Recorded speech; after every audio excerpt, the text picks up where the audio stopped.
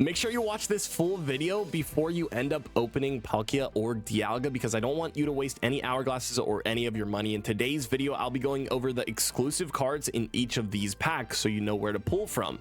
So if you guys enjoyed today's video, hit the like button, subscribe for more content just like this, and let's get into it. So I'm going to be reviewing each set. The first one I'm going to be going over is Palkia's exclusive cards. I'm also going to be talking about decks that you can build from it.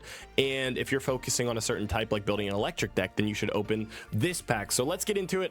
The first grass typings that I'm going to go over here are not very good. I would not open Palkia if you're going for grass typing. Carnivine's probably the best card here. Next up, we have fire. Palkia actually has some really good fire support. Infernape's going to be insanely strong, 2 energy, 140 damage. And Magmortar is an excellent Moltres target, especially with the new Magmar being able to ramp up. So if you're building fire, open Palkia. It's better than Dialga's, which I'll show at the end of today's video or in the second half. Next up, we got water. Water support is fantastic too in Palkia. This is definitely, you need to open this pack if you're trying to build a water deck, a solid one, because Manaphy is a really good water ramper. It's going to be used in most water decks. We have Palkia 2, which is an excellent EX. It does good early game damage, and then it can finish too. We have Glaceon 2, which paralyzes, does 60 damage for 2 energy. That's strong, so there's a lot of good support options in Palkia for water. We also have some Psychic here. We have Miss Magus. And this one is probably one of the worst EXs that we've seen from these two packs. But you know what? We already have a really good Psychics in the game. So we're probably just going to throw these in with those and just build a better Psychic deck. They honestly didn't give us good Psychic support in either one of these packs. But if you're building straight Psychic, open this one. Next up, Fighting. Just don't open this if you're trying to build Fighting. Wait for Dialga. Weevil is really strong, and I think it's going to be really good comboed with Darkrai, which is in Dialga. So if you're trying to build the most optimal dark deck, I think you're going to want to split open the packs. But if you're not able to split open, then just focus on Dialga for dark typing, which I'll show you why in a second. Moving on to Steel here, we got Worm Madam.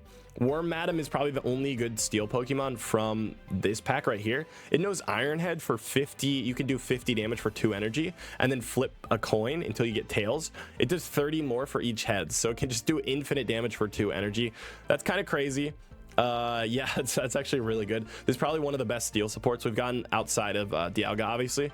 And then for dragon types, this is the best dragon line we received in these two packs. Garchomp is insane. It's going to be really good. You can just build a deck around Garchomp, honestly. I think Cynthia is also in this pack. Yeah, she is. So if you're trying to build Garchomp, just open Palkia. And then we have Licky Licky. Licky Licky is another one of those kind of mid EXs that we received in this pack. It's just fun. It's just a lot of fun. It's a gamble Pokemon. But if you're looking for a lot of colorless, this is the pack to open, because you're also going to get Porygon Z in here, as well as, you know, Staraptor. We're going to get Purugly, which is a really troll card. It lets you look at your opponent's hand and choose a card and shuffle it back into your opponent's deck, so it's crazy. Also for Pokemon tools, we have a Rocky Helmet, which is insanely good, and it's going to see a lot of usage. Cyrus is also probably the most game-breaking card we've received. It's just a better Sabrina. So Cyrus is going to be used in every single deck. You really need a Cyrus.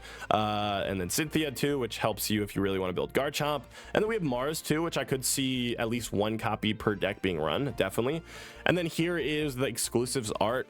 I'm not going to tell you if you should open this pack for these, but you decide on your own. I think some of them are very cool. So if you want to build a deck just from focusing on opening this pack, you have the full Garchomp deck that you could build that could be fairly strong.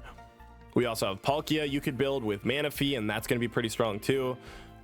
And Infernape's going to be kind of crazy. Combine this with Moltres and Magmortar, and you can build a really solid fire deck. So fire, dragon, and water is going to be solid. Let's move on to Dialga here. Let's go to only exclusives. So we do have some really good grass support. That's why I said wait to open Dialga for that grass support. We have Yanmega.